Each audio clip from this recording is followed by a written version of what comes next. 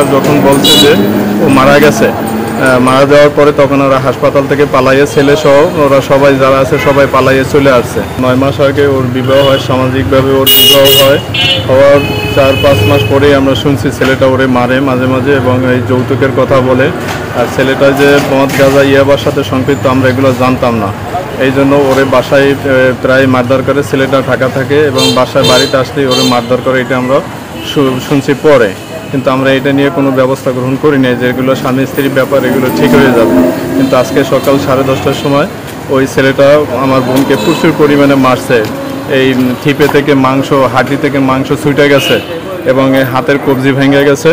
ওর হঠাৎ করে ও যখন সেন্সলেস হয়ে গেছে, যখন মারা গেছে, ওরা মনে করছে যে মারা গেছে। এরপর ওরা আবার করছে কি, ওর শাড়ি গলায় পেঁচাইয়া গলায় আবার দাগ বানাইছে যে মেয়েটা আত্মহত্যা করছে।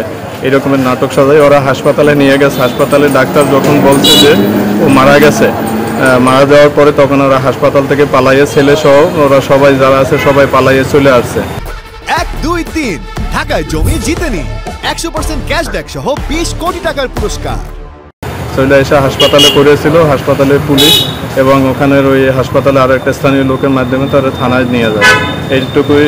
এইভাবে ওরাও অন্যায় অত্যাচার করে আমার বোনটাকে এইভাবে শেষ করে দিয়েছে। আজকে আমাদের হৃদয়ে রক্তকরণ হচ্ছে। আমরা কর্তৃপক্ষের দৃষ্টি কামনা করছি যাতে ওই এই মর্মান্তিক এই মৃত্যুতে যাতে ওরা আমরা ফাঁসি কামনা করছি এবং আমরা এই কর্তৃপক্ষের যথাযথ আমরা বিচার কামনা করছি, যাতে এই রকমের আরও 10 জন যাতে তারা বোঝার পরে তারা যাতে এরা বুঝে যে এই রকমের অন্যায় আর করা যাবে না, কারো মায়ের বুক খালি করা যাবে না।